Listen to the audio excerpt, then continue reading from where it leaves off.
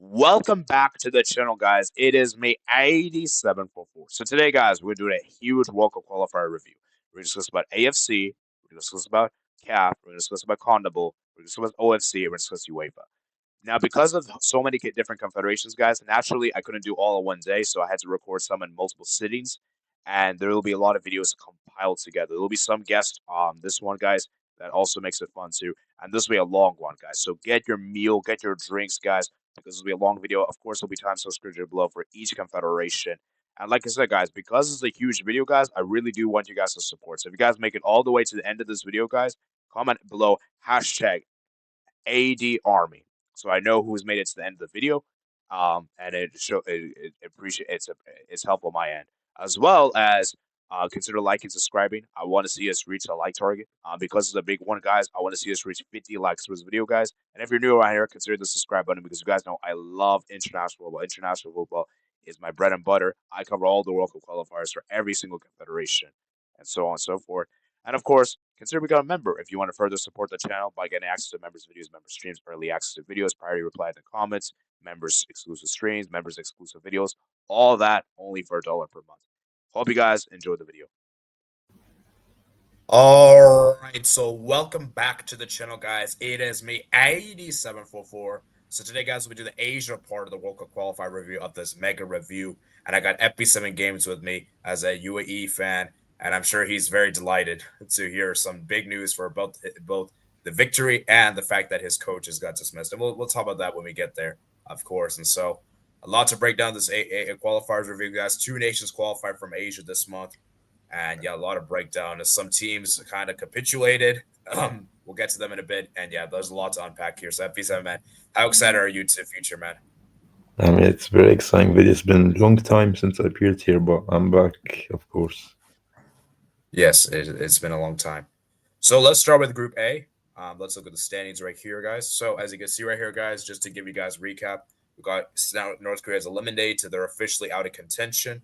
Kyrgyzstan, Qatar are battling out for the playoff spot. UAE is at least guaranteed themselves playoff. Uzbekistan is at least playoffs, and then Iran have obviously qualified. So we're now going to get into the matchups right here. And we're going to start with the first one I got here is Uzbekistan 1, Kyrgyzstan 0. I got to say, this was a pretty routine Uzbekistan win. The only reason why they didn't win by a bigger margin was because of Kyrgyzstan's goalkeeper, who was magnificent on the day. And yeah, Kyrgyzstan, man, they did go down to 10, but which I feel like was a bit harsh. I feel like that wasn't really a red card. I mean, that would probably been, it should have been yellow. But regardless, red card was given. And Shamordov misses the penalty. So I guess it's like justice, where like, okay, maybe, okay, no, well, actually, to be fair, I do think it was a clear pen, to be fair. So I don't think the pen was unjust, but I just think the red card was unjust. So maybe in some ways, karma kind of came back in some ways. And yeah, but yeah, Uzbekistan, that goal they scored. Oh, what a goal that was to score there. It was a lovely team goal there. And then obviously Alinov scored there. And so, yeah, Kyrgyzstan, man, they were pretty much just parking the bus. And yeah, that goalkeeper Kyrgyzstan have is amazing because, bro, I don't know how he's not playing in Europe. Do you think he can make the move to Europe in the future? By the way, that goalkeeper for Kyrgyzstan. Well, I mean, the Kyrgyzstan keeper, he had a Yeah. very good game tonight. He plays, I think, he plays in the Turkish league, if I'm Oh wow. correctly.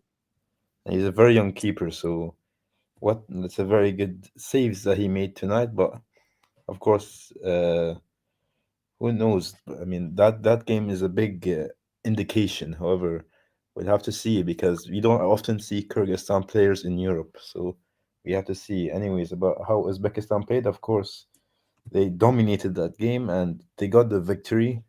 However, 1-0 was the scoreline doesn't tell enough about how the two teams played, as Uzbekistan could have been 2 or 3 goals up at least. Yeah, it was very one sided for sure. Moving to the next one we got here is Iran 2, UAE nil. I think the big talking point with this game is that Taremi didn't even play this game, which was surprising. And even without Taremi, Iran still got the win. Man, it was a convincing win. Asma got the goal there, and Mohibi got the goal there. Obviously, and then another talking point was a game. There was I think a 30-minute delay, because obviously the lights were going out, and UAE just looked toothless. And I got a question, man, Bento. Why did you not start Fabio Lima in this game? Like, that baffled me. Like, he's probably one of your best players. I mean, the guy that scored 4 goals against Qatar, the last international break. So I don't know how he didn't start this game. It's mind-boggling to me. But yeah, UAE didn't offer really anything, and it was pretty much a routine victory for Iran. What's your thoughts, man? Uh, I mean, yeah, of course, Bento questionable decisions here. He played five at the back, and that with playing so much players at the back means you're so toothless in the attack. Of course, first it was Iran was absolutely dominating this game. UAE had about like two good chances. However, Iran the second half when Iran was UAE's one nil down, they couldn't muster up a chance, and Iran did very well to hold on. Their defense was good in this game. However, before we move on to the next game, it is going to be the opposite, which is a little teaser for upcoming video. Yeah, yeah, for sure, man. Moving to the next one I got here is Qatar 5, North Korea 1. I mean, Qatar absolutely obliterate North Korea. It was such a one-sided game. Qatar looks so cruise control. Afif, man, what a baller he is. And Qatar, man, as bad as they are, and trust me, they're not good. But at home, Qatar is really good. Like it's like, and I think I saw this tweet from one of my friends, and I think this is a really obviously we were joking around when we say this, but Qatar is like at home is like prime Brazil. We'll talk about what they are away when we get there. But like you can make that comparison. Obviously, we don't literally mean it, but the point we're trying to make here is like Qatar is really good at home. And say what you will about Qatar, they're really good at home. And Afib, man, bought a baller. And North Korea, man, so tragic defensively, man. I mean, they conceded so many. Their defensively were just so bad. I mean, Qatar, man, just absolutely ran control. I mean, just to run you through goal scorers, guys. Almaz Ali got 1 goal and 4 assists. Al Ghani in the own goal there from Kim and Rawi and Aladdin. Actually, I got 3 assists, by the way, not 4 assists. And they had North Korea did get a consolation goal, but it didn't really mean much then. So thoughts on this one, man, episode? Well, I mean, Afif is just too good. That's all to say for this game. He got 1 goal and 3 assists, and he pretty much created every single chance for that game. But I believe SofaScore gave him a 10 out of 10 rating, which is how good that he Very rare. played. So I Yeah. mean, it was very good performance by Qatar. Just that when we move on to the next game, it won't be the same. Yes. And also, before we move on, is where do you rate Afif and one of the best? Is he one of the best players in Asia? Because I think he is. I think he's one of the best players for Asia in Asia Yeah, right I now. agree. Actually, Akram Afif, he has a case for being the best player in Asia right now because, like, you can Yeah. see like other players are dropping off. Some players are emerging right now. We can also see like Faizuliyev, Afif, and some others. They have the potential to become really good. That's a good idea for a video. Yeah, maybe potentially. And also, where would Qatar be without Afif? Because this guy's carrying this team, man. And like without Afif, man, I don't. I'm gonna say this right now. I don't think Qatar are making this far without Afif. Like I feel like he's carrying this team. Like he's like without Afif, they don't be as good. They're not as good. Would you agree? Yeah, I agree. Of course, Qatar they might be a very low levels without Akram Afif. So he's definitely putting Yeah. them up there. Yeah. And speaking of Qatar, so Qatar, as I said before, they're like at home, they're like prime Brazil, and then away from home, we're obviously joking around when we say this. Are they like San Marino? Obviously, we don't mean it literally, but the point here is that this is embarrassing for Qatar, man. To lose to Kyrgyzstan 3-1, yeah, it's bad. And I'm sorry, like, I know they were down at 10, man, but still, this is inexcusable, man. And Kyrgyzstan, credit to them, man. They managed to get a win, their second ever win in the qualifiers. And yeah, I mean, the red card definitely did change the game. I will admit that. But I still feel like even without the red card, I still feel like Kyrgyzstan could have won this game. I feel like Qatar were really not that good in this game. They were not good. I mean, they got that goal in the second half, but they just didn't look great. And yeah, Lucas Mendes, man, what a tragedy that guy is. Because he was like one of the best center backs in the Asian Cup. Now he's like a joke nowadays. Like it was crazy because Qatar's defense was really good in the Asian Cup, guys. But after the Asian Cup, these guys, I don't know what's happened to them. You know, like maybe the fact that they're one of their veteran players, Haidos Ali, retired. They're obviously their DM, which obviously made them more liable defensively. But still, like I don't know what's help with Qatar. MP7 man, can you explain to me why Qatar's defense is so garbage? Well, I mean, I think it's a little bit could be to do with a bit of the aging issue here. Of course, Pedro is 34, Lucas Mendes is 34, and I mean, the Qatar, the Asian champions, you wouldn't expect them to play such a like a lesser game against Kyrgyzstan, of course. But one thing that I also have to say is that the keeper, the Qatar's keeper, those three Yeah, shots were all savable, I think. So yeah, it was bad. And I think he Barsham, made he an error was for one of the goals. He made an error for one of the Barsham. goals. Barsham was one of the best keepers in the Asian Cup. However, like you said, these players in the Asian Cup they do not show up right here, and Barsham is a very prime example of that. Yeah. And you know what the funny thing is? Both goalkeepers made mistakes too. Tokatov also made a mistake in this game, and Qatar capitalized. But other than that, I mean, yeah, I mean, just really bad there. And then yeah, just to run you through the goal stars, Kachin scored right before halftime. Sorry, right before halftime. And you know what's interesting? The last time Kyrgyzstan won a game, he scored the goal, which is funny. So it was interesting that happened. Then Miskenko scored the goal in the 82nd minute. What a banger that was! Struck it over the 93rd. And then Lucas Mendes. And you know what the weird thing is? Lucas Mendes, you just scored the goal just to bring your country level. And then you make that stupid sliding tackle. Like, why? Like, that's the worst timing possible, bro. Yeah. Yeah. Yeah, Qatar are simply a joke, and they're not qualifying directly. They're not. It's over for them. And they'll probably still get playoffs, but I don't know. I'm worried for Qatar how they do in the round 4 because this defense is a calamity, and I feel like they're home merchants. They're like if they're not playing at home, they're just awful, man. I don't trust them on the road. So yeah, I mean, would you agree with that, FB7? yeah, of course, Qatar. There's a lot to work on here, and especially I think personally, we need to beat for us to qualify for the World Cup directly. We need to beat Uzbekistan and hope Qatar does something against Uzbekistan and doesn't look likely at all.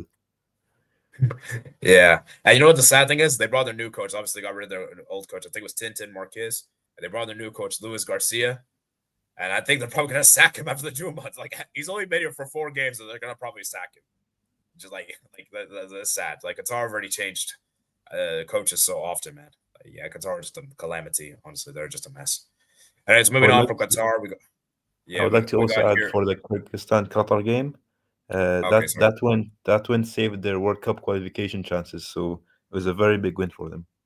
Oh yeah, that's true. That's true. Because had they not win, they would have. I think they would have been eliminated, if I'm not mistaken. So Yeah, yeah, you're yeah, correct. yeah. So yeah, that win was vital. And as moving to this one, Iran 2, Uzbekistan 2. How did Iran not win this game is mind boggling to me because they had so many chances in this game. And Uzbekistan, man, obviously they're gonna feel devastated, but I also feel like they should feel proud. To get a draw away at Iran is still a very good achievement. And I think for Uzbekistan, they create a lot of chances. Iran's defense was all over the place. You know, obviously the first goal came from Erkanov there, great goal there, and then Taremi, man. Oh my geez, do you guys see that Taremi first goal, the 52nd minute? Oh my geez, what a volley that was! What a stupendous volley! I'm like, wow. And then obviously scored the goal there from the free kick. Bad defending there from Iran. And then Taremi scored there. So obviously for Uzbekistan, they're going to be devastated that they drop points here. But at the same time, though, I think it's commendable to get a draw here on the road. And I will say, I do feel like Iran were the better team and probably should have won the game.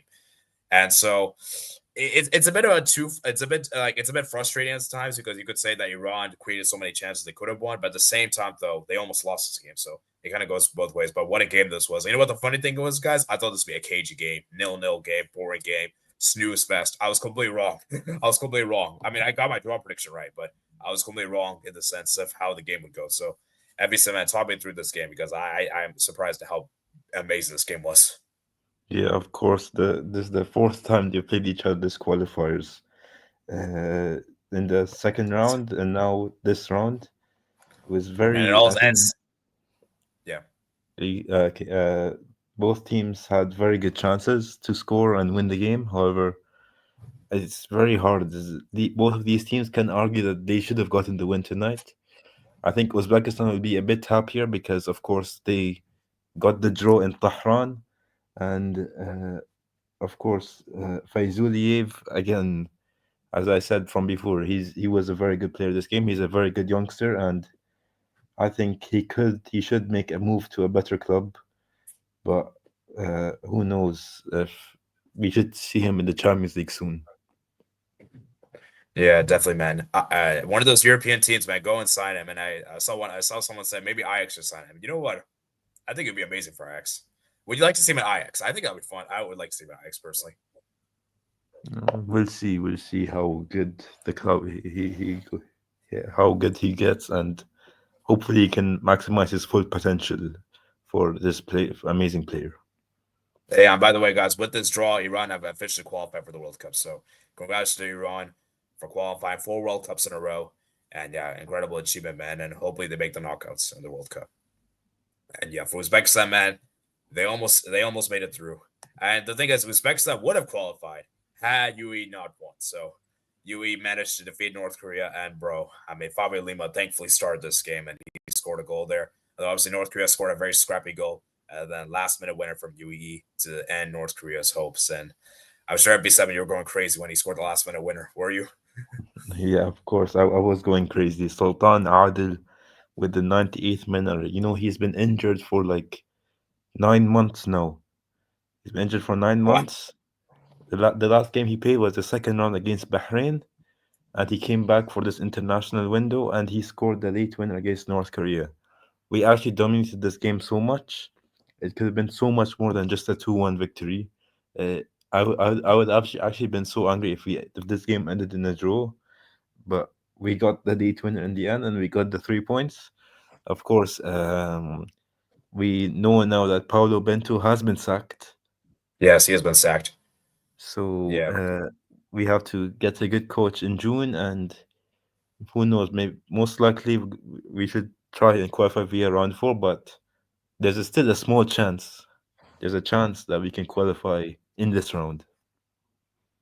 Yeah, I mean, and obviously, I'm assuming you're happy. And for me, I think he deserved to get sacked. And for me, he should have been sacked, from my opinion, after the Asian Cup. Because I'm sorry, losing to Tajikistan, the quarter round of 60 was bad. To a debut country and the penalties, yeah, that he should have been sacked after the game, in my opinion. But you kept him on for the local qualifiers, and it's kind of a little bit of sad sacking because you just got the win and he still got sacked. It's just kind of a weird feeling, but obviously it was long overdue. But yeah, so I mean, who's going to be okay? Who do you think is going to be the replacement? Because I have really no idea, to be honest with you. I mean, there's a lot of fans. They're pushing the FA to buy at least a manager well known in our leagues, such as like Cosman Olario or Abdulaziz Al Anbari. But I think the FA will be more looking towards European, South American coaches who have a lot of experience with different very good clubs. So I don't know. You'll see what happens next. I'm really hoping you guys don't hire Mancini. I'm really hoping you guys don't do it. Of course. There's no way. uh, we'll see, man. We'll see. Anyways, moving to Group B, man. Group B, man. Wow. So this group, man, was pretty crazy. So Kuwait have been officially eliminated. Oh, sorry, Kuwait can no longer qualify directly. Palestine can no longer qualify directly, but they can still both get playoffs. And Iraq and Oman obviously they can still contention. South Korea and Jordan have guaranteed themselves at least playoffs. So this group was a very interesting and go. But geez, look at the amount of draws of this group. Like so many draws. Like it's ridiculous. Like this is like the draw group essentially. And we're gonna start with the first game we got here. It is South Korea 1, Oman 1. South Korea, man. You really couldn't beat Oman at home. Wong Chan scored the header there. I think it was from a corner, if I'm not mistaken. Um, uh, and yeah, Oman they scored an equalizer there. And South Korea just poor, man. Like I look at I look at the amount of talent South Korea has, and you're telling me that you couldn't beat Oman at home. I mean, you got Wong Chan, you got Son, you got Kangin Lee, you got so many quality players, and you can't beat Oman. It looks bad, man. It looks bad. But you know what the thing is? South Korea is still very difficult to beat. Even when they're not playing at their best, they still rarely lose. So that's what's good about them is that while they may not be the best consistently, they rarely lose, and that's a huge thing. We're gonna discuss that the next game, but yeah. Are you disappointed with South Korea? Because I believe they could have qualified this month. Had South Korea, I think, won both games. I think they've won both games, and both games were at home, by the way. So not a good look, man. But yeah, tell me your thoughts on this game. Well, of course, a very disappointing draw for South Korea. Like we've been talking about standout players in Asia, and Kangin Lee is definitely one of them. He actually came on in the 38th minute because of his injury issue. Unfortunately, he was injured again. However, as soon as he came on, South Korea, he gave an assist immediately. So I think he also has to be in the list of the top players in Asia. And Oman with a very surprise equalizer in the end. And I don't know, they were just not at the game, and then somehow Oman equalize and they get the draw. And I guess this is what happens when you're in a 1-0 lead and you cannot extend it. You get Yeah, you know what punished. the and you know what the thing is? I believe most of the points South Korea have dropped have been from winning positions. I think against what was it called? What was it called? I think against I forgot which team it was. Which team did they drop points to? Correct me if wrong. I think they They dropped drew points to, yeah, Palestine, but they weren't in the lead. Palestine. They were Uh losing, and then they dropped points. yeah. Actually, no, never mind. Forget what I said. But the thing is, like South Korea, man, they drop points. I mean, they dropped points to Palestine twice, and now like this is really bad. They're dropping too many points, and I think it's like the second draw in a row. This is pretty uncharacteristic um for South Korea. So yeah, looking bad for them, but still in a good position though because they didn't lose the game. And then Iraq to Kuwait too. Man, man, Kuwait, man. They're gonna feel like we could have won this game, and it would have been so huge for them against a rival as Iraq. And we know how big Iraq Kuwait rivalry is in Asia. It's a very fierce rivalry. And the fact that Kuwait got a 2-0 lead, their striker scored 2 goals, was phenomenal. Obviously, shout out to Nasser with the 2 goals there. Yeah, but Iraq did the comeback. Hashim with the goal there, and then Baish, man, Hashim, what a goal that was from Hashim, by the way. Their center back uh, to score that was pretty crazy. So uh, yeah, Iraq, man, they almost lost this game at home, which would have been really really bad for them, but they still managed to remain. Got the point there at the end, and yeah, for Kuwait, man, they could have hold on to it, man. They could have hold on for what would have been a huge win because I've been the first one the qualifiers. So talk me through this game, man. Well, what? There's just three words. What a game! Kuwait, Yeah, of course, they took Iraq unconvincing in the attacking phase, and it's been like that for most of the qualifiers, and they get punished for that. This window in both games, Yusuf Nasser with a goal late in the second half, and then Iraq, Bayesh came on, and uh, he there was a bit of attacking from Iraq finally. However, I think it was Kuwait that scored another goal, and Iraq, yeah. they were desperate. They got the two goals in added time, and they got the draw. However, they will not be happy considering how bad the start of the game was for them. Yes. And shout out to the Kuwait goalkeeper because that Kuwait goalkeeper was pretty good. Hey, he made a lot of big saves this game. Jeez, what the amount of saves he made this was ridiculous. I mentioned that. Thank you for. I should have mentioned that earlier, but yeah, if Iraq, as I said, man, we were about to criticize them, roast them, but they held hold on for another day, and but the next game we're gonna have to go into detail about. We're gonna have to roast them a bit more. Yeah, for this game we're about to. We'll give you a pass. Give you a pass for now. Then yeah, Jordan 3, Palestine 1. You know what's really sad? I remember going into these qualifiers like, yeah, Palestine, good defensively, bro. Those 2 goals, man, both from set pieces, man. I mean, how do you concede 2 goals from set pieces in like the first 15 minutes of the game? I mean, I just knew that when Jordan scored the 2 goals, yeah, the game's done. And yeah, Palestine did get a goal back through, capitalized, another set piece from Jordan. But yeah, I mean, Palestine defensively, what has happened to them, man? And then the third goal, man. Oh my jeez, that third goal was embarrassing. Absolute embarrassing. I don't know what that guy was thinking, holding on the ball too long, and yeah, Jordan capitalized. And yeah, I'm just disappointed with Palestine because defensively these guys were awful. Ari, Nasib, Taremi got the goal there, Saeem, and honestly, I don't even think Jordan were that great on the day. I just think they were clinical and they were better defensively. And yeah, Palestine defensively were just shambles. So were you surprised at how bad Palestine were in this game defensively? Yeah, of course, it's the worst thing, having a worse start to a game. Of course, going 2-0 down in 10 minutes.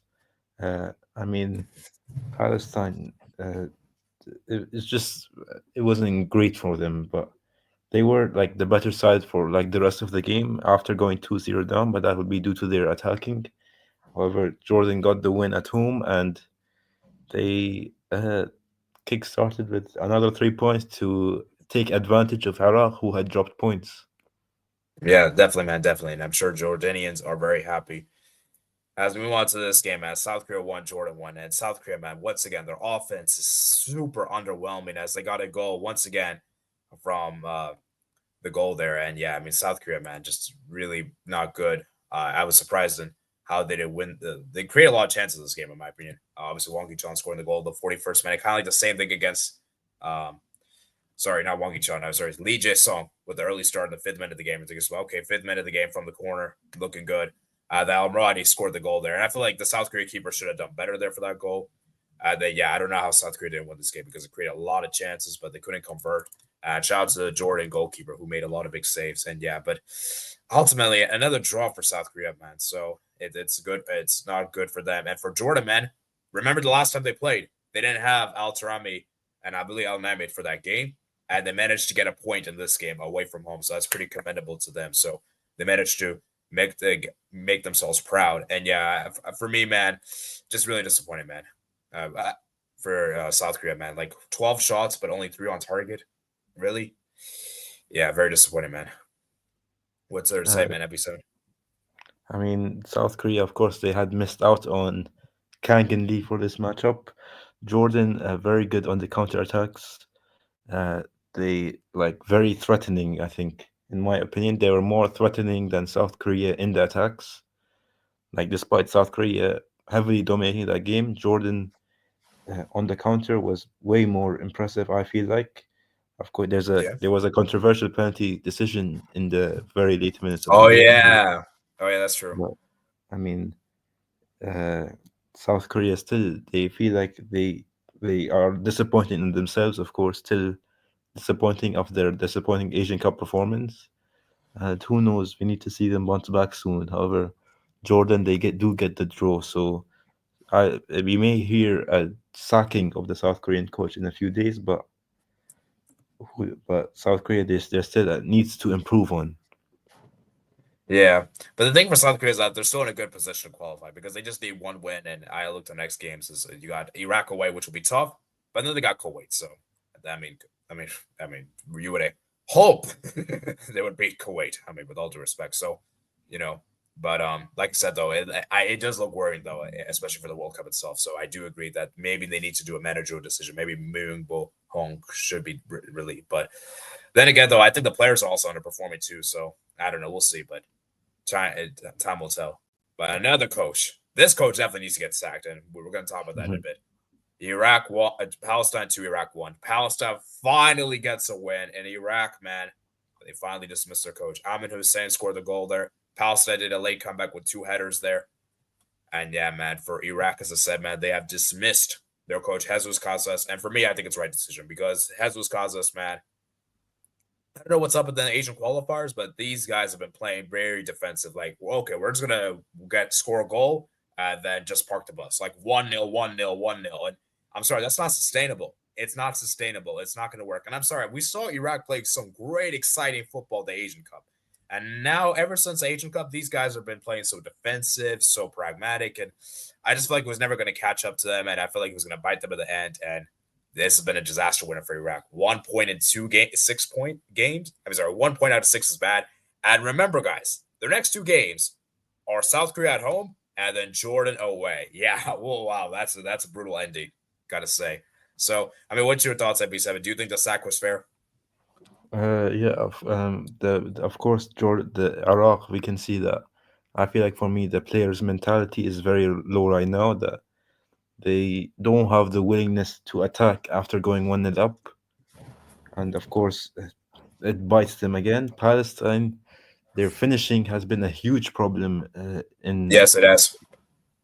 and so then they just get 2 goals in 5 minutes, just like that. They just come Yeah, off the box just like that. And Palestine, what a win for them! It puts them back into the contention for round 4.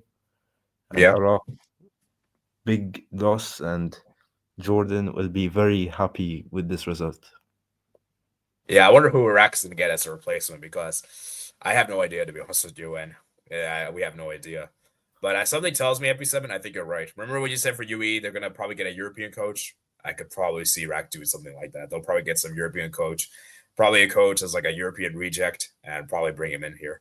I don't really like that idea personally because if they failed in Europe, what makes you think they're gonna do well here? But we'll have to see, man. Time will only tell. So, I mean, do you agree with me that Iraq's probably going to do the same thing as UAE?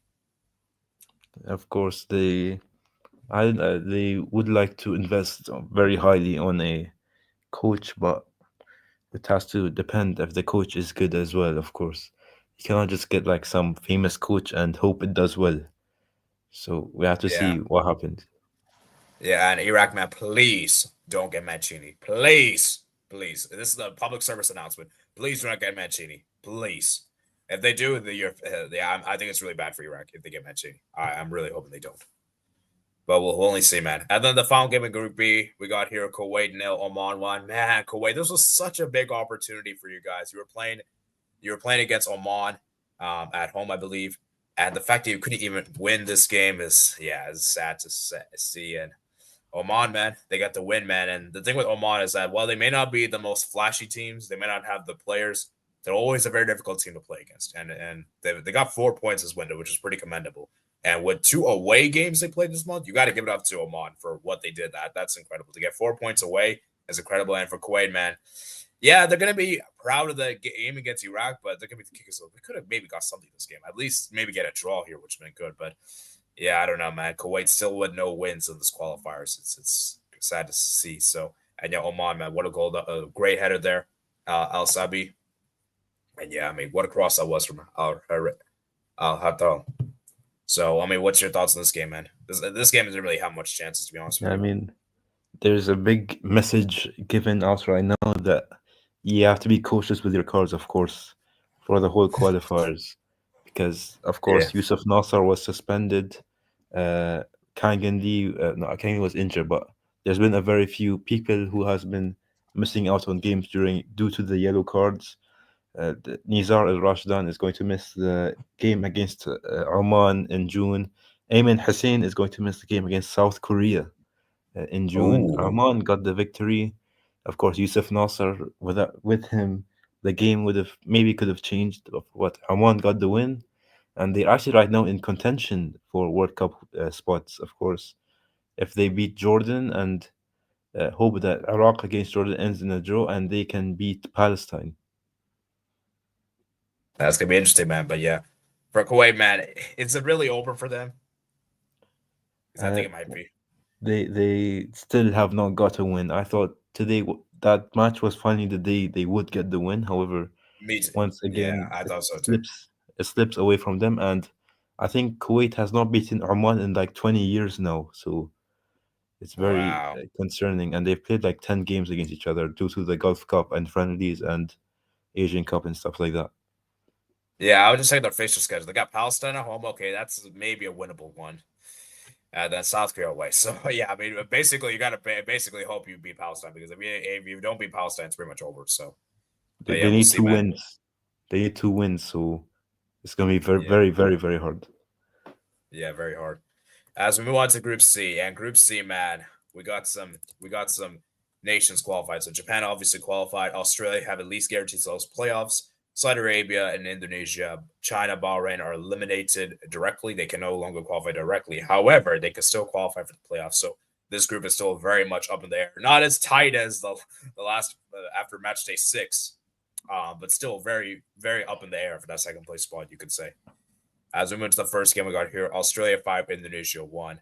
And I gotta say, man, Indonesia defensively were shambles. You can see that, like, they were trying to play this high line, it seems, and Australia just pretty much caught them at ease. Like, it almost felt like they played into Australia's hands. Like, Australia, here you guys go. And Australia pretty much took advantage of it by scoring 5 goals themselves. And yeah, Indonesia, they could have had a perfect lead, if they just convert that penalty Zeeks with the penalty. But yeah, Australia, man, just amazing there.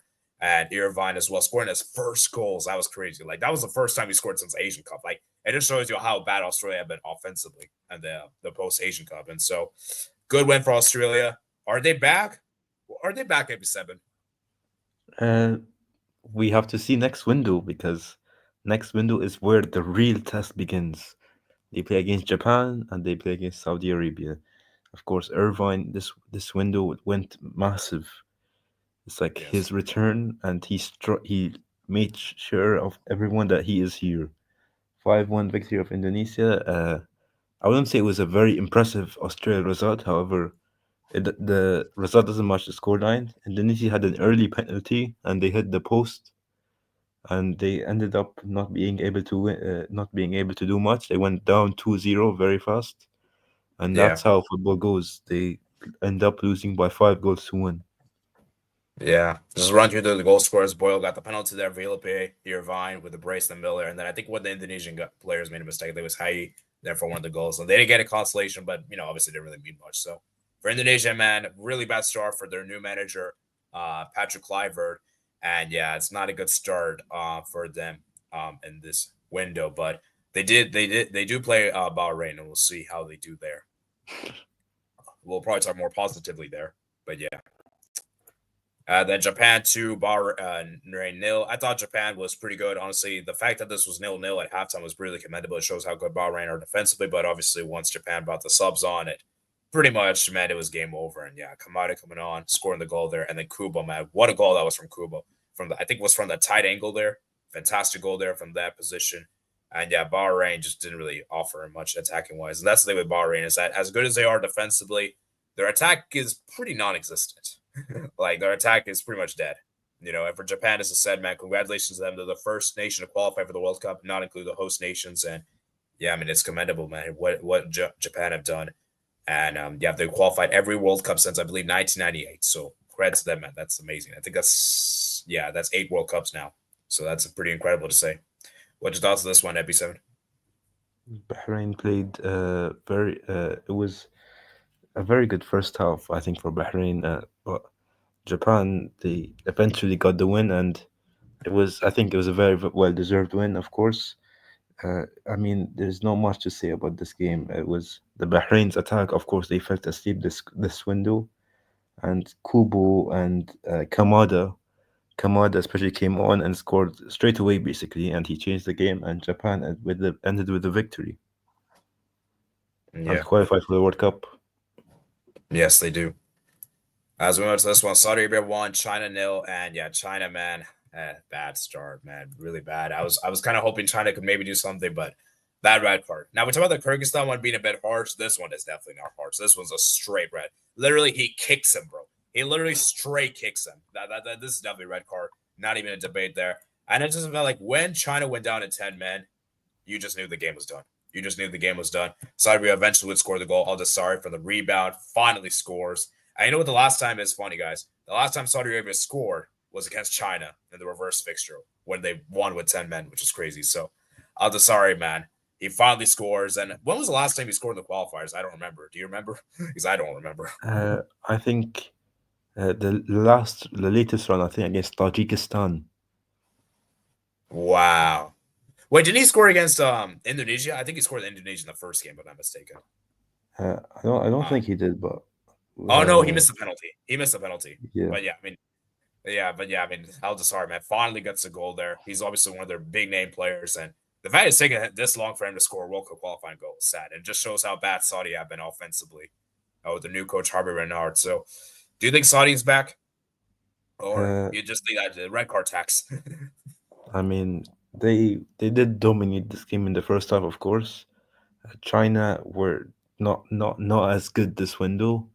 They very I would say they disappointed me, of course. Saudi got the win and they got the 3 points, and they'll be happy with that. But there's still a lot to work on for them, and in the hopes for them getting better. Yeah, Saudi needs to still improve their finishing. That's for sure. As we went to this one, we got Japan nil, Saudi Arabia nil. Great point for Saudi Arabia on the road. And for Japan, there's not really much to discuss. Obviously, Japan played a rotated team. And, obviously, this being in Japan, Japan kind of rested, didn't really take the game as seriously. Japan were the better team, obviously. Saudi Arabia kind of defensive. And, yeah, not really much to say. It played out to a 0-0 draw. I mean, Ueda didn't play, and I think Mitoma didn't play as well. So I kind of wish there was a more competitive game with those players. I mean, more entertaining affair to see how Saudi Arabia defense can stop them. But of course, the game ends 0-0, and Japan, I think maybe they might have wished to have won this game. Of course, the FIFA rankings are important right now for the World Cup draw to Ooh, try yeah, and that's get true. get the pot one spots, stay in pot two and whatever. But there's not much to talk about this game. It was very boring, I'd say. Yeah. Yeah, and honestly, how did Japan not win this game? Because Saudi Arabia, I'm just saying, bro, they didn't even get a single shot on target. Only had one chance the entire game. Jeez. Yeah, not really much to say. But good point for Saudi, man, on the road. They needed this point. Um, China and Australia too. Now here's the thing. I feel like Australia actually were good for the first 30 minutes. Irfan got the goal there in Velpe, and I'm sorry, what that was horrible goalkeeping there from China. I'm sorry, that was really bad goalkeeping there. Wang, I think, made the error there for the second goal. And I just felt like after Australia got the two goals, China pretty much were like, you know what? We'll take it upon them, and Australia pretty much went defensive. And I kind of feel bad for it because China honestly should have scored, but Australia, man, defensively, they don't concede much, and they got to win here. And I really do feel like had this second goal, maybe the keeper didn't make the mistake there, we could have had a very different game. But ultimately, Australia wins, and China, man, really disappointed, man. To not even score a single goal this month, yeah, it's really disappointing, man. China, of course, very disappointing start to the game against Australia. Australia showed their command and scored two early goals. They punished Indonesia for this, and they punished China for this. We'll have to see how they do against Japan and Saudi Arabia the next one. That's the real test. China now, they had two wins in a row, if you remember, from between very late last year, and Yeah. who knows, they could have taken their momentum even further, and we could have had conversations. However, of course, losing to Saudi Arabia and then losing to Australia, it's looking very bleak for them, and uh, we have to see. They have a very big game against Indonesia next month. Should Indonesia beat them, it's done for them. And China, it's a must-win game. They play two of the bottom teams in their group, Indonesia and Bahrain. Yeah, so even though China had a tough window this month playing against Saudi Arabia and Australia, they do have the last two games pretty favorable for them. So, and as for Australia, man, they got two tough games, Japan and Saudi. Yeah, two big games. And that Saudi game of the last match day, ooh, that could probably determine second place. That could potentially determine away from home. As we move to the final game, we got here was Indonesia 1, Bahrain 0. And Indonesia, man, they got the win there at home against Bahrain, which was a crucial win for them. For Indonesia, man, I got to say, maybe Patrick Kluivert isn't as bad as I thought he would be. That being said, though, I don't want to give too much credit because Bahrain, as we know, isn't really that great. So, but credit to Indonesia for getting that win there. And yeah, it was a nice 1-0 win for them. And yeah, Romney getting the goal there. And yeah, Bahrain just attacking wise are so bad. I mean, Bahrain's attack is just non existent. I will say this, though. Shout out to one player. Forgot his name. There was a goal line clearance. I don't know if you remember this episode. I think it was like the second half, the early in the second half. Bahrain almost scored there. So that was a huge clearance from the Indonesian center. I think it was the center back, if I'm not mistaken, that did it. So, but yeah, congratulations for Indonesia and for Bahrain. Is it over for Bahrain? Because I think it is. Yeah, I mean, I think, of course, they have a favorable, nice schedule. I think in June, of course, Saudi Arabia at home, and then but Saudi Arabia they will be fighting to compete against Australia. Then China away, which will still be very tough for them. Bahrain, the attacking wise, they weren't that great. They were very outplayed by Indonesia in this match, and Indonesia, it was a very nice victory for them, and it looks likely for them to get to round four with that very big victory. Yeah, so that's going to be pretty much it for today, guys. So, if you guys did enjoy this AFC World Cup qualifiers review for the month of March, of course, we'll be back here again for the month of June and hopefully FB7 Futures for this one. And yeah, man, like I said, guys, a big match day 9 and 10 upcoming, guys. And so, if you guys did enjoy, guys, like and subscribe, and peace out. Bye. Welcome back to the channel, guys. It is me, 8744, and today, guys, we do our CAF section of the World Cup qualifiers review. So, like I said, guys, you guys have hopefully have already seen the AFC section by now. If you haven't, that's fine. I'm going to put this in a huge timestamp so you guys will get the full coverage. And we're going to start with the CAF World Cup qualifiers because, guys, CAF, we got some big teams to discuss that are flopping, and some big teams are actually performing, and debutants are doing well, and all the good stuff. So let's start with the first group, Group A, guys. Um, for this group, guys, obviously Egypt and pretty much cruise control. Egypt are going to top this group there in cruise control. Burkina Faso is in a really good position. Sierra Leone, Ethiopia, Guinea-Bissau are looking really bad. I think it might be over Sierra Leone, Guinea-Bissau, and obviously Djibouti there for 5. So really not too surprising with this group. I think the big interesting thing though is that Guinea-Bissau have been kind of falling off ever since the AFCON. And we just look at the results here. Sierra Leone obviously did beat Guinea-Bissau 3-1 as expected. Guinea-Bissau are just terrible as we've seen on the road. And yeah, I mean, they're just a joke. Burkina Faso demolished Djibouti, so shout out to Burkina Faso for that amazing win, but that's obviously expected. And then Egypt took care of business against Ethiopia and got the win there, obviously solid with the 2 goals there. The Burkina Faso, man, critical win on the road against Guinea-Bissau, and I think Guinea-Bissau is really looking bad for them. And Ethiopia, man, they beat Djibouti with 2 players scoring a hat trick there, which is nice to see. So Ethiopia finally gets a win, and the Egypt is Sierra Leone. So I feel like this group, there's not really a whole lot of talking points with this group. I think this group is pretty much settled at the top 2, and it's just a matter of will Burkina Faso be one of those best second place teams? I feel like that's a big headline with this group. This group is, I think, pretty much wrapped up. Group B, guys. Now, this group is interesting, guys. This group is very interesting because we have a 3-way battle essentially for the top 2 spot. We have DR Congo, Senegal, and Sudan. And yeah, Togo, South Sudan, and Mauritania are just basically there for vibes. And Mauritania, man, really bad for them. I mean, this is a team that went into AFCON last year, made the round of 16, and defeated Algeria, and are literally bottom. I mean, this is a disgrace for Mauritania. I am ashamed, man. And Togo, South Sudan, they're doing their best. So DR Congo, man, gets a win there against South Sudan. Probably not as big of a win as you would expect, but a win is a win. And I think for DR Congo, they're trying to make the World Cup for such a long time. This is a great opportunity. Togo 2, Mauritania 2, pretty much a stalemate there. Togo, the draw merchants as well. The Sudan, Senegal, man. I mean, I don't know how Sudan did win this game. They had a glorious chance, I think, late in the second half. And I got to say, man, Senegal, man. Mane, I think it's time for you to retire. I think it's time for you to retire. I think what Mane should do is maybe play, like, if obviously Senegal qualify for the World Cup, obviously play in it. And then that should be your last World Cup for Senegal because obviously he didn't play the 2022 edition. Obviously, he was injured.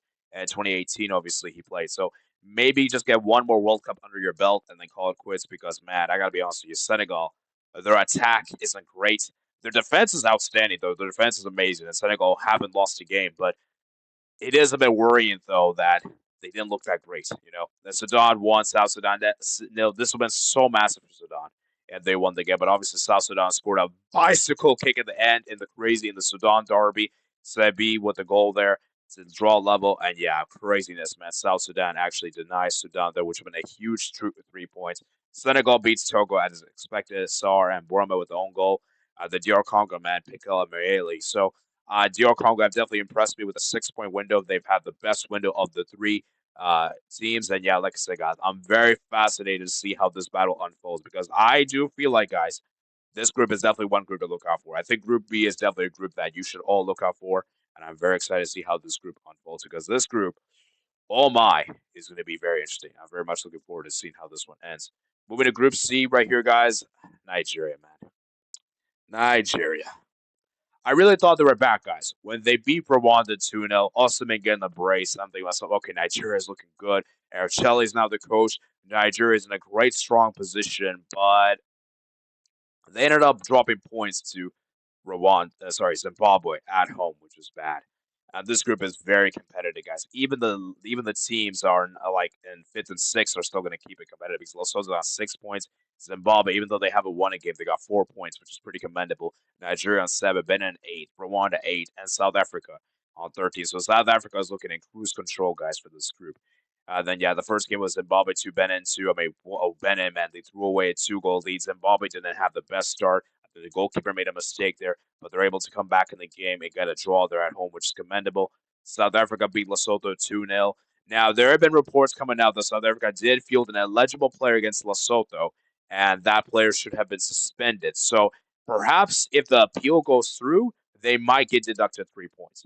But as of right now, as of recording on March 26th, there has not been an official confirmation yet, so I cannot say for certain. But I will say is that if South Africa deducts 3 points, it makes it interesting. But if they aren't, then yeah, I think they got this group under control. They're going to probably qualify. Nigeria to beat Rwanda 2-0, as we expect also with the brace there. And South Africa just to beat Benin there. And yeah, that's a big win for South Africa on the road against Benin. They did the double over Benin. Nigeria, Zimbabwe, and a draw there.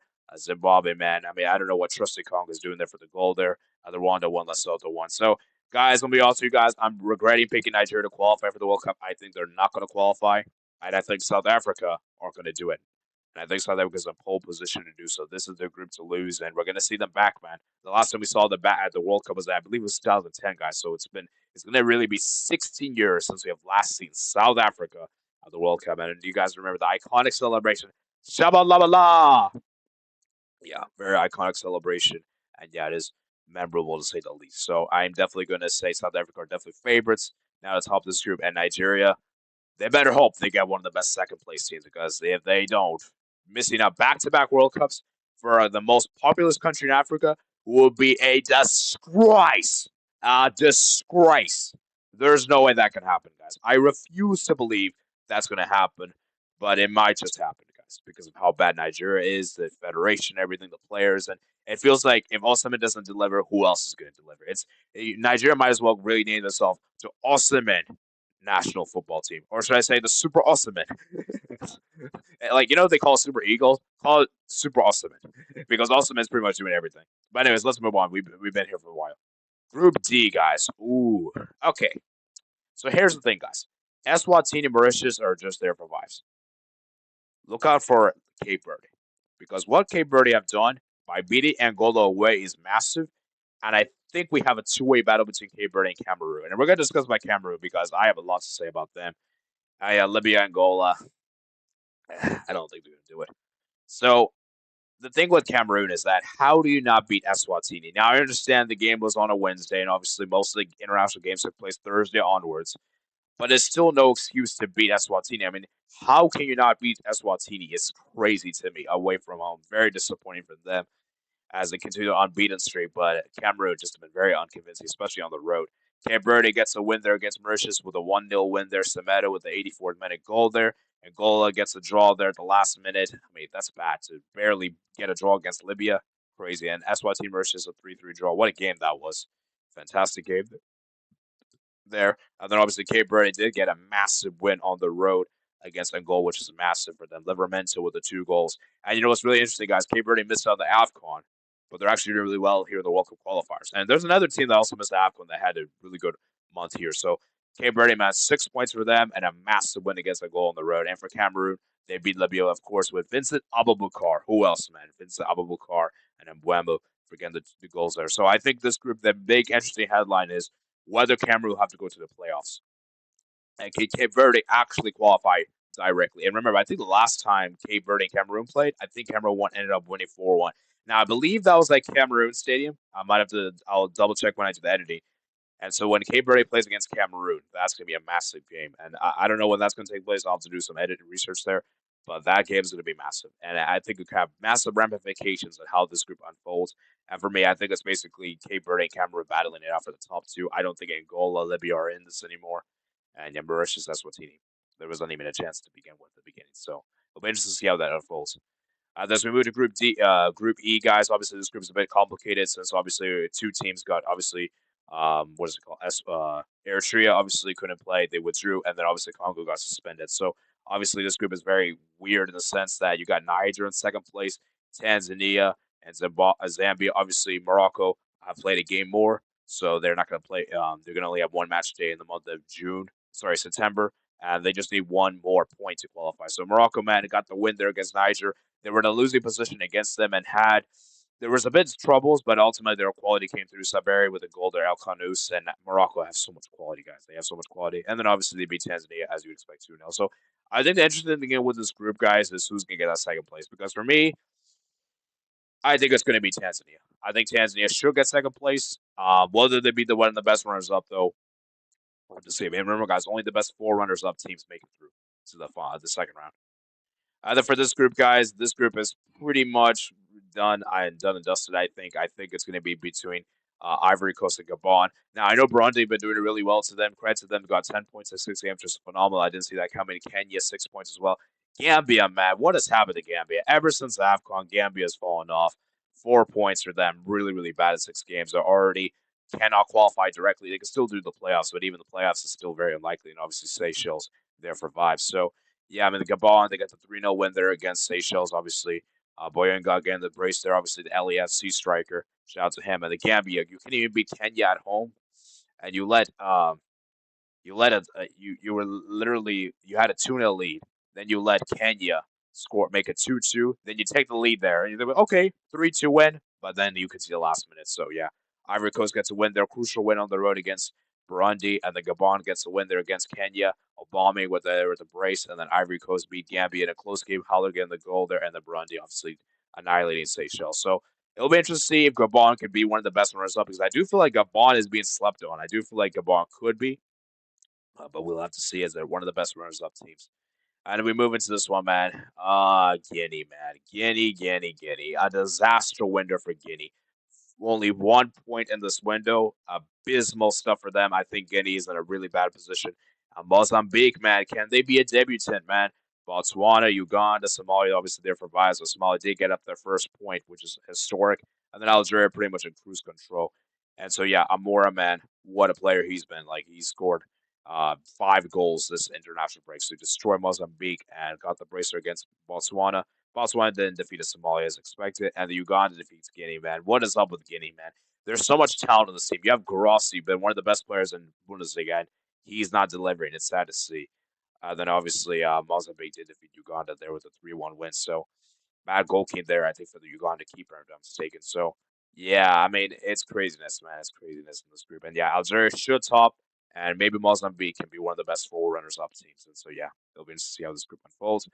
The Group H, obviously Tunisia, Namibia, Libya, Equatorial Guinea, Malawi, as Central Principe. Obviously, Central Principe there for vibes. Um, and yeah, you know what the frustrating thing with Equatorial Guinea is that they should be on 13 points, but unfortunately for them, because they got their obviously Nue fielded an ineligible player Nue, they got the 6 points taken away. But you know what the weird thing is? CAF allowed Nue to play these games, but they didn't give the 6 points back. So I'm not sure what CAF is going to do. I don't know if they're going to give the points back or just going to move on. We'll have to see. Because if I were Equatorial Guinea, I'd be pretty mad. I would file a complaint. And for Tunisia, as I said, man, they're just Tunisia are just the kid team. Like, okay, we'll just win, even if it's not pretty. We'll just win. And I'm sorry, Tunisia have been very unconvincing, but they got the 2 wins there. The need is 6 points there, and Namibia, man, getting that win against Malawi on the road, and we know Malawi can be tough, especially at home. So Namibia getting the win there is great. Equatorial Guinea beats that on Principe as expected. Then Namibia and Equatorial Guinea 1-1 draw there. Good result there for Equatorial Guinea. People are going to be mad that they didn't win the game, but I do feel like Namibia is a good quality team, as we saw in the AFCON. And yeah, then Liberia did beat Santo Principe as expected. So this group, man, I think the big interesting thing is who's gonna get that second place, because for me, it's basically between Namibia and Liberia. And it really should be Namibia against second place, but we'll have to see though. Maybe Liberia can do things, and maybe who knows? Maybe Equatorial Guinea can go on a massive 4 games left and win this, but we'll have to see. But I don't think they will. And then finally, the last group we got here, Group I, guys: Ghana, Comoros, Madagascar, Mali, Central Africa, but Chad, man. Chad, man, looking bad for them, man, and Mali, man. Not beating Central African Republic twice is really sad, and only getting 2 points against them is abysmal. Madagascar looking good. Comoros and Ghana, man. Ghana's looking in great position. Ghana, Madagascar obliterated Central African Republic there with a 4 win there on the road, which is pretty incredible to them. Shout out to them. The Mali got the routine win against Comoros. Comoros were playing a neutral venue, obviously, and Mali were pretty comfortable, I gotta say.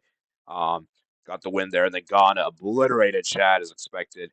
The Central Mali. Mali couldn't even beat Central Africa. It was disgusting. The Ghana defeats Madagascar with ease. The Comoros barely beats Chad. So there you guys have it, guys. That is your CAF World Cup qualifiers review, guys. Hope you guys enjoy this review, guys. And like I said, guys, I'm very excited for the September games. Let me know which nations that you think we're going to qualify, which debutants are we going to see at the World Cup. Let me know all that in the comments below, guys. Remember, guys, to like and subscribe. And yeah, peace out. Welcome back to the channel, guys. It is me, ID744, and today, guys, we're going to be doing our CONEMBOL World Cup qualifiers review, guys. So we're going to be reviewing the World Cup qualifiers, guys, for the month of March edition, guys. A lot of games took place, and we're going to break it all down. As you can see right here, guys, these are the standings right here for match day 14. RG is pretty much the only one that's basically qualified for the World Cup, and obviously, as you can see, the rest are in their respective positions. I just give quick takeaways. Colombia, man, they're sixth now. This is crazy. Like, they were like literally second many months ago, and now are finding themselves sixth. Is crazy. Paraguay have overleaped them, which is crazy. And Venezuela, man, they finally get that win, so they're actually above Colombia in the playoff spot. So that's going to be interesting. I believe Venezuela Bolivia is going to take place very soon. That's going to be a massive game. Chile and Peru both joined the league there in the bottom. So lots of stuff to break down. Ecuador second is pretty phenomenal. So let's start with the first game, which we got here. It is Paraguay 1, Chile nil. Paraguay, this is a pretty just a win. Paraguay got the win as you would expect, off from a set piece from Alderete, and that is horrible man marking there from Chile. Like, I mean, to give Alderete the amount of space and time to finish. I mean, and he's a center back for crying out loud is ridiculous. And I don't know what Vidal was doing there. The man marking was terrible. And I have to look at Chile in particular. Why didn't they call up their midfielder, Eric Bulgar? Bulgar should have been there, and to me, and I feel like he could have done a better job defensively there as a DM. But I don't know why they didn't call him up. But whatever the case is, Paraguay takes 3 points, and it's a massive, massive victory for them. And for Brazil, man, they got the win there, the 2-1 win. Vinicius there with the last minute winner. Huge for Brazil. Rafinha wins the penalty there off of Vinicius. Vinicius does very well to win the penalty there. And I think it was really smart from Dorival not to give Vinicius the penalty because obviously we know the last time he had that penalty, obviously against Venezuela, he missed the penalty. So I think this time around it was the right decision to give it Rafinha, who's been on confidence. The Colombia got the equalizer. Terrible mistake there from obviously Joelinton there made a mistake there, and it's a shame because Joelinton came off the bench in this game, and obviously their player Gerson got injured, which is a huge blow because we saw how good he was in November camp, and obviously he made the error there, and Luis Diaz scores a great pass from Hamas. And yeah, Colombia, man, defensively just not been that great. Obviously for Brazil, man, it's huge for them. They get a win, a needed victory for them, and obviously Bruno Guimaraes will be suspended against Argentina. So Rafinha, man. Vinicius there with a winner. And for Brazil, as I said, man, not the most convincing win, but a win is a win, and they get the win as they needed. And for Colombia, man, once again, another late goal conceded. They conceded a late goal against Uruguay. And a few years ago, when they played against, obviously, Brazil at the Copa America, I think it was the 2019 edition. Sorry, it was the 2021 edition. Sorry, they allowed Brazil to do a late comeback, and of course, it was a Real Madrid player that scored the goal there, Casemiro, I believe, and now it's Vinicius. So kind of interesting storylines there. As for Colombia, man, defensively, just couldn't hold on for it, and yeah, it's a shame for them. But yeah, for Brazil, as I said, man, huge. And for Rafinha, man, also want to talk about Rafinha, guys. Rafinha, you did such the right thing by not allowing Vinicius to get sent off. Because the thing is, it had Vinicius done the celebration there at the end with him taking the shirt off, and everything, he would have got a yellow for that, and he would have not played against Argentina. So Rafinha did the right thing by saying calm Vinicius down, and that was very, very intelligent for him to do so. Next game we got here is Peru 3, Bolivia 1. Peru pretty much eased through Bolivia. Bolivia were pretty much no match. Yes, they did get a penalty there, but really, nonetheless, Peru were just good. Obviously, Guerrero also scored, and it was really amateur defending them for Bolivia, honestly, too. I feel like the goals they were conceded were very, very silly mistakes there at the back. They shouldn't be making that foolish play there defensively. So I feel like Peru capitalized upon it. They got the win, as you would expect. And for Bolivia, as I said, man, terrible defensively. And as we made established earlier, guys, Bolivia are just home merchants. That's what they are, and that's what they'll always be. You know. So yeah, shout out to Peru for the win there. And then obviously we got here Ecuador 2, Venezuela 1. Ecuador gets a win there. Eder Valencia there with a brace there. And I just think it's incredible. It's showing that he's still that guy. He can still ball out, even when the criticism is there. And I think it's an important 2 goals for him on the day. And for Venezuela, man, I have to look at Batistuta. Very funny there. You didn't start Soteldo, one of your best players, and you're saving him for the Peru game. Not really good look. And obviously, one of the Venezuelan players, I believe, made a mistake there for the Valencia second goal. I believe Valencia, and also he could have had a penalty. Got the penalty there, but it was saved by the keeper. Um, um, and yeah, for Ecuador, as I said, man, huge win for them, and for Venezuela, man, really disappointing for them. But obviously, they're going to be more focused on the Peru game. And then the final game we got here, match day 13, is Uruguay 0, Argentina 1. Argentina, man, they got the winner there, obviously, with Almeida scoring the goal there. Fantastic goal there from him. And I just thought Argentina were just really calm and composed, and I just thought they were defensively solid. Uruguay didn't really create a whole lot of great chances.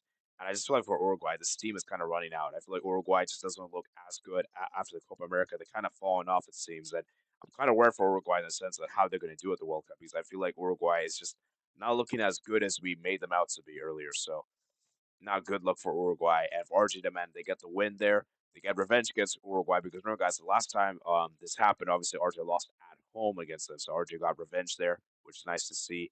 And yeah, for Argentina, man, they did this even without Messi as well, which is pretty incredible, and it shows how good Argentina is without Messi. Goes without saying.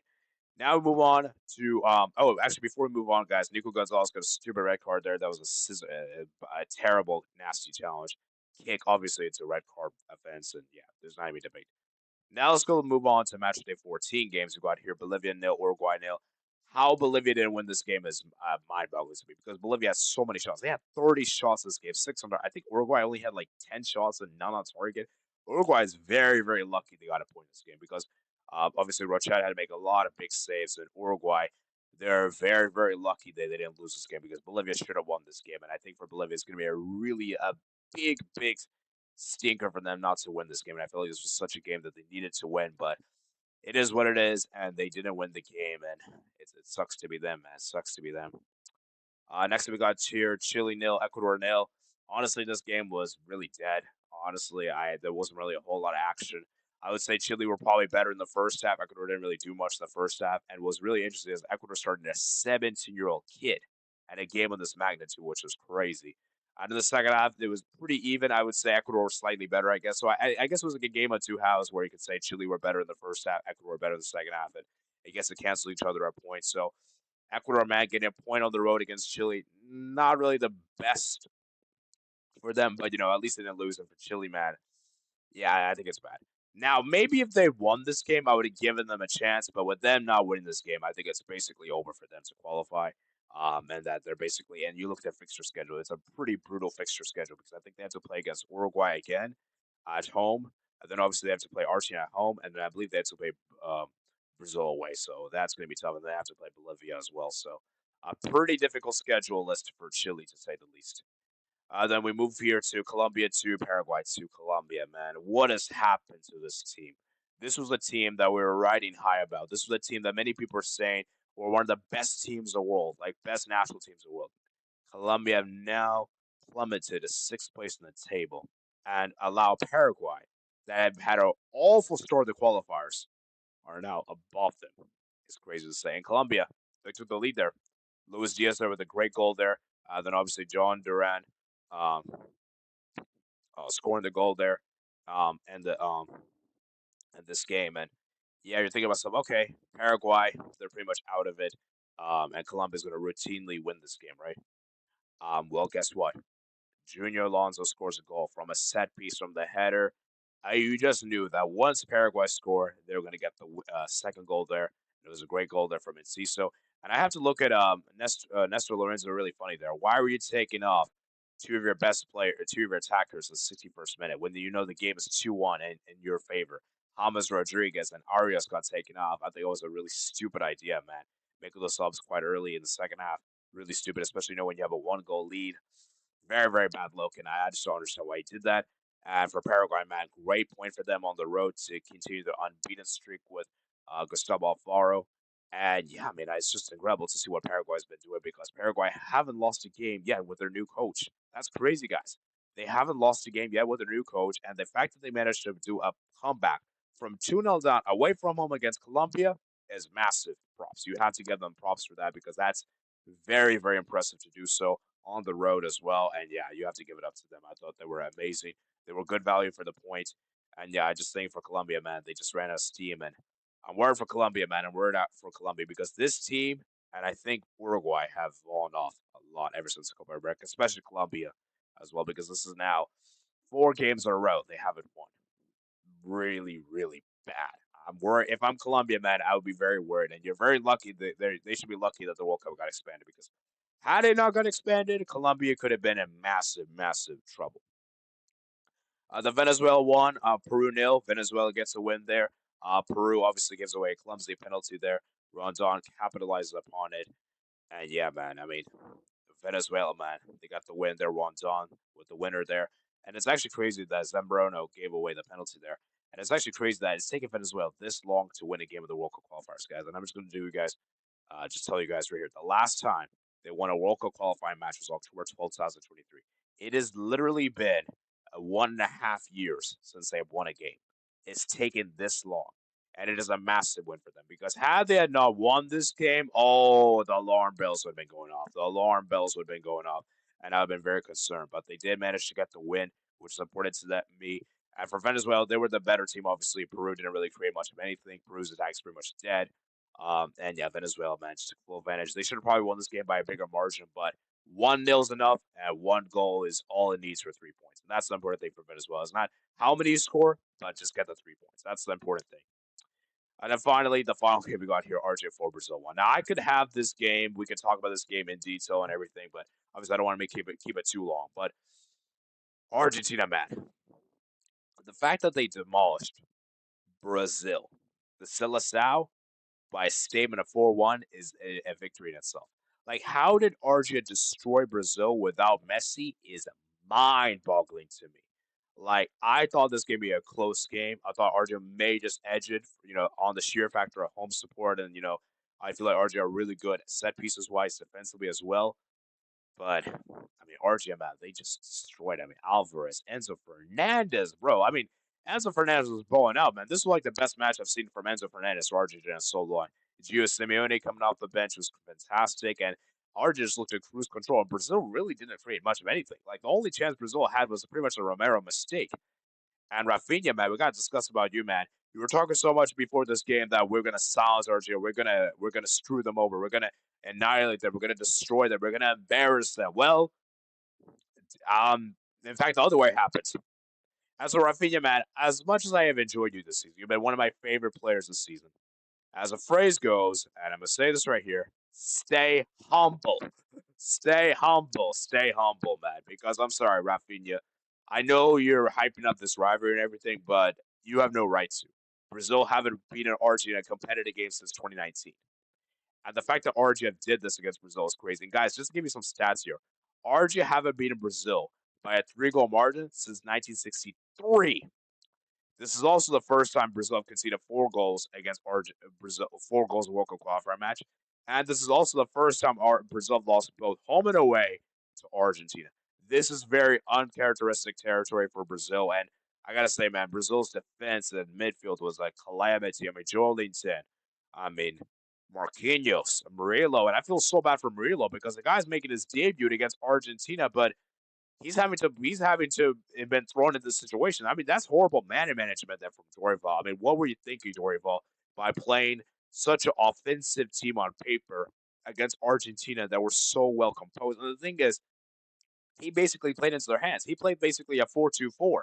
And that is such a recipe for disaster because you're going to get exposed in transition. And the midfield, the defense, and Bento, the goalkeeper. And people are going to blame Bento and say that, oh, he's a fraud and everything and everything. Guys, let's not get ourselves. He still was. He wasn't great. I'm not going to say he was bad. He wasn't good. But he wasn't that bad either. He wasn't that horrible. He made some good saves, and it wasn't like all the goals Argentina scored were. But Argentina were just clearly the superior team. And Argentina, man, there is a strong narrative going around that Argentina could win the World Cup without Messi. And that Messi doesn't have to be the main guy. Argentina could actually do it without Messi is crazy. And that's how good Scaloni has made Argentina so tactically flexible, so defensively solid. Their attack is good as well, even without Lionel Messi. And the fact that Argentina defeated both Brazil and Uruguay, 6 points without Messi is a statement itself. It's an incredible statement. I have to give it up to Argentina. The fact that they're able to manage to pull this off in itself. And Brazil, as I said, man, Dorival has to be sacked. Guys, just be aware that I may potentially do a video on my Brazil friend. Dorival gets sacked. I want to hear his perspective and who could be the future replacement. So there could be a potential video with him on the cards. It will just depend on. We're just waiting for the official announcement because I do feel like Dorival's getting sacked. It's just a matter of when rather than if. I'm pretty sure he's going to get sacked. It's just we don't know when he's going to happen because Brazil have to move on. They have to find a new coach because guys, the World Cup's coming around. World Cup is literally in a year from now, and there's not much time. And Brazil have to act fast because I'm sorry, a lot of these Brazilian players need to act up. I'm sorry, Vinicius was awful. Rafinha didn't turn up. I mean, Cunha is probably the only positive for them. Like that's saying something. Marquinhos was like calamity. Obviously, Wesley not great. Arana not great. Like our Brazil are just such a mess, guys. And For me, this is easily the worst Brazil team I've seen in my lifetime. I've not seen Brazil ever be this bad in my life. I know people are going to say, maybe 7-1, everything. Guys, I still rate that 7-1 team over this team. Sure, they didn't lose this badly. Obviously, this team didn't lose as badly, but I still feel like that 7-1 team is still better than this team, which is saying something considering how bad that Brazil team was. I mean, they got spanked at home against against Germany at home as World Cup host semifinals. That, it for me, is still Brazil's worst loss. But you can make a contender that this is Brazil's second worst loss in their history. Now, I still think 7-1 is worse, obviously, but this is just as bad. Probably, I would say the second worst. I have to put the Germany 7-1 worst because that's the one that, obviously is a World Cup game. It's a World Cup semifinal. Your host nations, everything. At the end of the day, this is just a qualifier. This is just a qualifier at the end of the day. So, that's just that. But anyways, hope you guys enjoyed this little quick recap for you guys for the South America section, guys. Let me know what you guys think in the comments below. Remember, guys, to like and subscribe. And yeah, I'll see you guys later, man. Peace out. So, guys, I was just about to compile everything together, but then I just realized, guys, I haven't done the OFC section. I want to show some my Oceania peeps some love, and we're gonna do OFC very quickly, guys. So, guys, New Zealand have qualified for the World Cup, guys. This is the first time ever they get a direct spot. They don't have to go through the intercontinental playoffs with the World Cup expansion and everything. So, we're just going to quickly just run through how New Zealand did it, guys. We're not going to go too much into detail. And yeah, shout out to Chris Wood, man. 9 goals for him. Absolutely phenomenal. So, as you can see, this was the first round. We got a little preliminary stage there. Obviously, Samoa won after extra time against Tonga, 2-1. And yeah, they got the job done. They're pretty routine, I have to say, in the Group A. New Caledonia, Fiji advanced. Thanks. Solomon Islands pretty bad for them. I thought Solomon Islands could do it, but New Caledonia did it instead, and Papua New Guinea disappointed. And then in Group B, New Zealand obviously topped. Tahiti second, 6 points. Then we had a knockout stage, and of course New Caledonia 3, Tahiti 0, New Zealand 7, and Fiji 0, and New Caledonia 0, New Zealand 3. So let's go look at New Zealand, guys. Let's go look at the World Cup appearances, the World Cup history. Just want to do that real quick, and then we're gonna wrap it up here, guys. So yeah, New Zealand obviously have qualified for the World Cup, and their competitor record, they've actually only played in 2 World Cups, and obviously in the 2010 edition, they actually managed to get 3 draws and didn't lose a single game. And last year, let's go look at that group. Let's see if we can find that group right here, guys. Let's go ahead and look at that right here. No, I don't want to look at the country. 2010 World Cup. So let's go 2010 World Cup real quick. Just showing you guys New Zealand. As you can see, New Zealand didn't lose a single game right here. Yep. They finished third with 3 points, tied 1-1 in both games, and then obviously last game they tied against Paraguay. And now let's go with the 19 and 82 edition and see how they did there in the group stage. Obviously, this was a bit of a different format. So as you can see, New Zealand having done this, they finished bottom with 3 losses. So they have never won a match in the World Cup. They lost 5-2 to Scotland, lost 3-0 Soviet Union, and lost 4-0 to Brazil. Yeah, pretty bad stuff. And let's go look at how they've done the qualifiers. Is there a way we see how they did the qualifiers? Yeah, it shows all the. I should have just done this, honestly. And yeah, so let's go look at this. So they went on to defeat Bahrain 1-0 in aggregate. Okay. Then what about the 1982 edition? Uh, yeah, how did they qualify in 1982? Let's see. So say here. 1980. So they finished. They topped the first round group ahead of us, then finished behind Kuwait in the final round. For defeating China 2-1 to qualify for the. Okay, so they had to get group stage that time, so they didn't have to go through the playoffs. So the only time they actually advanced through the playoffs was against Bahrain. So very interesting there. I just wanted to show you guys there are some interesting tidbits, guys. But yeah, shout out to New Zealand for qualifying for 2026 World Cup. Let me know you guys think in the comments below.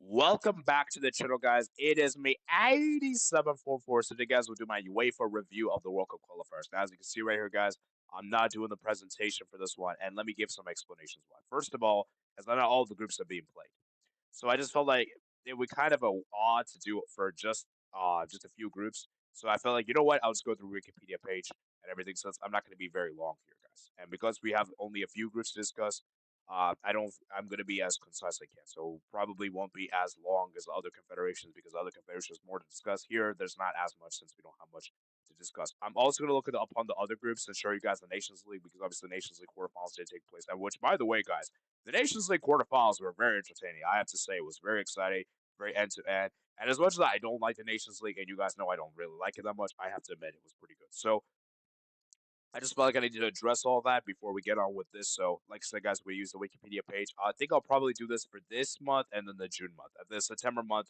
I'll go back to doing the presentation, and everything, and we'll make it more thorough. But for this one in June month, we're just gonna do it this way because, like I said, not all the groups are gonna take place. So yeah. Without further ado, man, let's go and get started. So obviously, as you can see right there, Group A, we got Germany. That's there. The Germany came through. They defeated Italy on aggregate. And then Group C, Denmark lost to Portugal on aggregate. Then Group D, France prevailed against Croatia on pens. Group E, Spain prevailed against Netherlands on pens. And the Group F, Portugal demolished Denmark in extra time. Then here we are. So this is the first group we actually got in the qualifier. So yeah, I mean Poland, man, a bit underwhelming. You could say like only 3 goals scored, but 0 goals conceded. And that's the thing with Poland, guys, is that they're not going to score much, but they're going to be very defensively solid.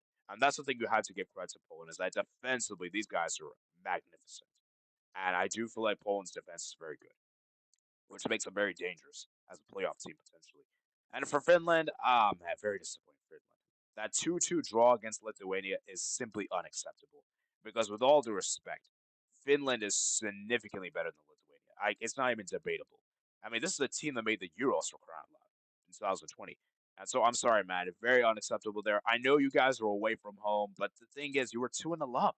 You were 2-0 up in the game. You should be able to see it through, and the fact you weren't is just disgraceful. They got the win against Malta as they were expected to.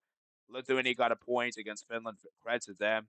And yeah, Malta, man, at the bottom. So yeah, I mean, like I said, guys, this group is going to be very interesting because I feel like the big headlines with this group is whether Poland can actually top this group because we all know Netherlands is a very wild team, inconsistent team. So yeah, I mean, for this group, guys, it's basically between Poland and Netherlands. Because I'm sorry, I don't give much of a chance to Finland with all due respect. I just don't. And yeah, Lithuania and Malta are just too mediocre. So yeah, it'll be interesting to see what happens. And the Group H, man, I gotta maybe make a half space apology to Bosnia because the fact that Bosnia went away to Romania and managed to beat them in Romania, credit to them.